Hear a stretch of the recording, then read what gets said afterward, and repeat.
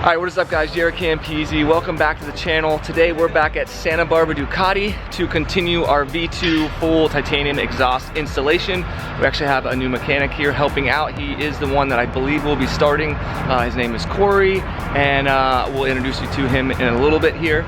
But yeah, I'm excited. If all goes well today, we should be able to get the sprint filter in, get the up map on the bike, and get the bike together enough to finally start it up, because I know you guys have all been waiting to hear it. I have been too. So without further ado, sit back, relax, enjoy the video. All right, so this is Corey. He's 24? 25. 25, okay. When I first saw him, I was like, holy shit, this dude looks young. How long have you been renting on bikes? Probably 3.5 years. 3.5 years? Okay, but probably been doing it your whole life. Yeah, I mean, since I was like 16. Since you were 16? Been obsessed. That's fucking badass. So anyway, he's gonna be starting here, hopefully, right? You're gonna be starting here at the top? Okay, sweet. 5 and 7. Okay, so yeah, so this is the guy who's gonna be taking care of your bikes moving forward. He's also gonna be working with me, so you'll be seeing a lot more of him in the channel.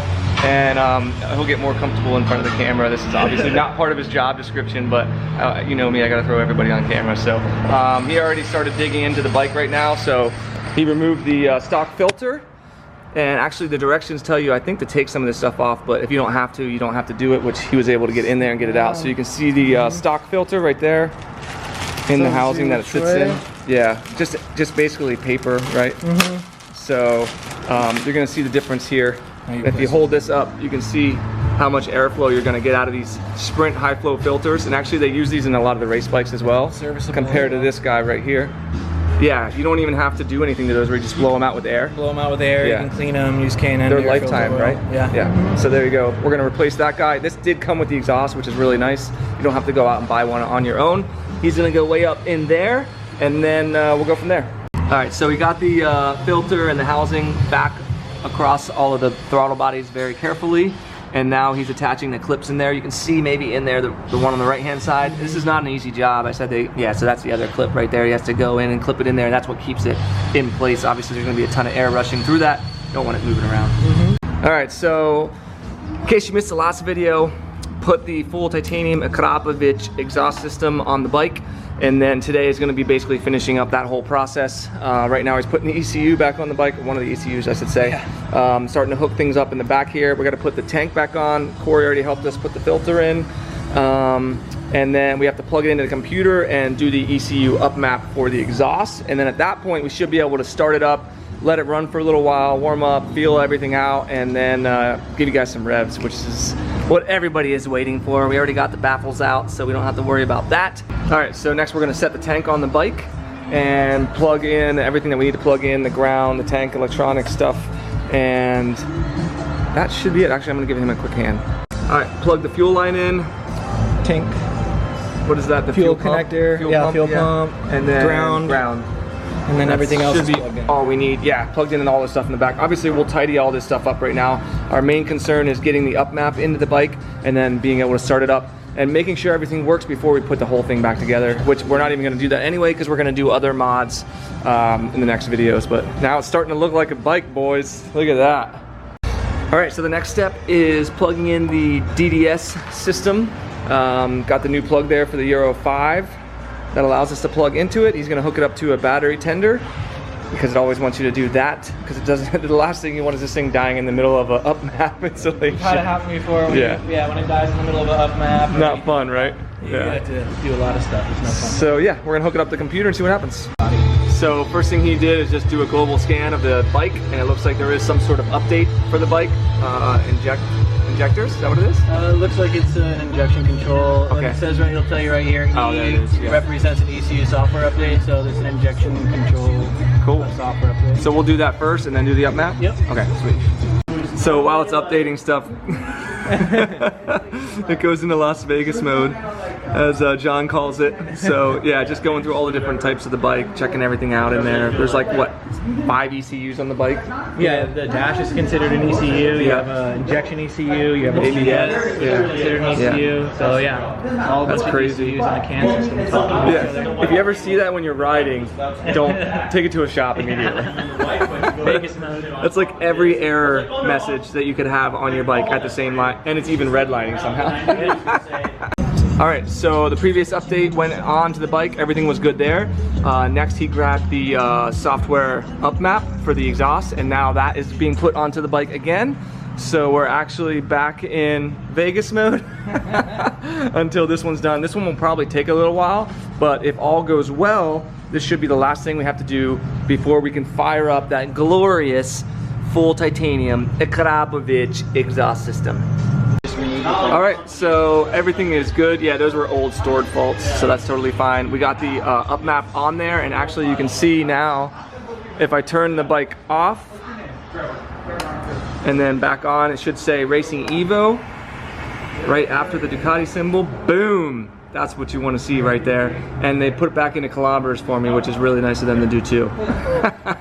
All right, so I went through and changed everything back to miles and all that kind of stuff. It's kind of weird that you have to do it for your speed and for your miles per gallon and for your temperatures.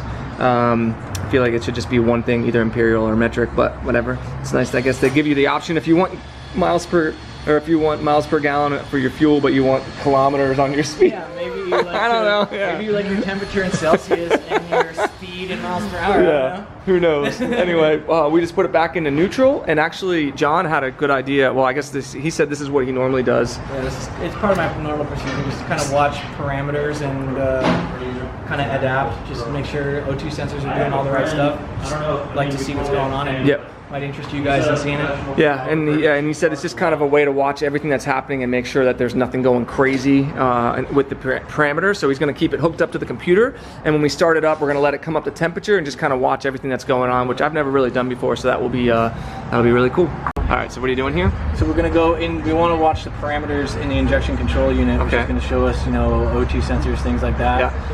It's yellow right now because once I get in there, I'll delete the old codes that were in there from previously, removing all the stuff off the bike. Right. So we go into self-diagnosis in there, and it'll bring us into this particular ECU. Okay, so now he went into the parameters tab here, and you have all kinds of different stuff there. Engine RPM, speed, you can read it all. It goes all the way down. Oh damn, there's a lot of stuff. Position sensor, you can see it's getting source voltage, crap. 5 volts, PSI, atmospheric pressure, average mass airflow value, engine speed, limiter threshold, crazy. Target RPM, idle. I mean, this goes on. Yeah. Like, oh my god. This is how many sensors these bikes have and why these things kind of with fuel injected bikes, and now that it's just outside of garage mechanic stuff. Yeah, that's insane. So what we're gonna do is turn the bike on, let it come up to temperature before we rev it or anything like that, but at least we'll get to hear what it sounds like. Watch the fans kick on, we'll watch some numbers here, show you guys what it's doing, and make sure everything is correct. All right, time for the first start. Since John put the system on, we'll let him do the honors. Here we go.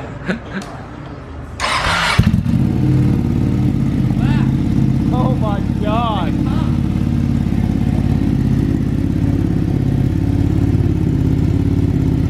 That is sick as hell, folks. Yeah, like instantly started up. How sick is that shit? Oh my god. Woo! So you can see now all your parameters. Yeah. Wild. Heavily used in diagnostic. Some of these things will load as you like. Yeah. Look at that. So cylinder activation. What the hell?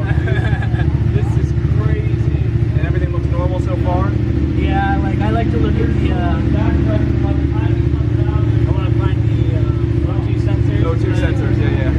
Injection timing, oxygen sensors. Yeah. Time. Yeah. It's just idling right now, so. Yeah, it's just idling, airfield loading, offset.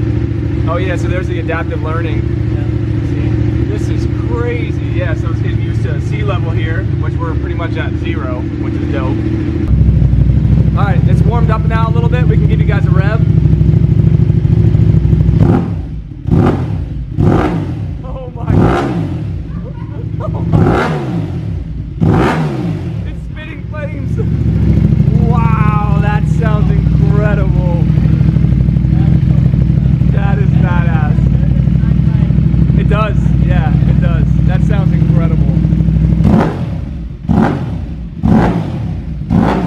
Oh my god. Yeah, that does sound really good. Hell yeah. Don't forget guys, you can enter to win this bike, patreon.com/Campisi Customs. Always always, the first link in the description below. That is incredible. All right, so we're just kind of looking everything over, making sure everything looks all right. Thank God I wiped it all down. It's already starting to change colors. You can see it in here too. Look at that. So freaking badass, guys. So yeah, I'm stoked. I can't believe how good that sounds. Everybody here too said it sounds freaking ridiculous. Sounds actually a lot better than the 959 did, and that's saying a lot. So yeah, it looks like everything is installed correctly. All the parameters looked good over there on the computer, and I think this is a good place to stop for now. In the future, I think what we're gonna do is the radiator guards, then we'll do the heat shielding, and then we'll put the bike back together, and I'll do a first ride with the exhaust and let you guys know what I think of it, and then we'll put it on the dyno and find out what the power numbers are as well. So 16.5 pounds, sounds absolutely insane. Right now, I'm thinking $5,400 might be actually worth it. So yeah, there it is, guys. If you enjoyed the video, make sure you give it a thumbs up, subscribe for more. Don't forget you can enter to win this alongside our custom 2020 Streetfighter. All the details on how you can win those bikes in the description below. Thank you guys so much for watching. John, thank you for your hard work. I appreciate it. We'll see you guys in the next one. Peace.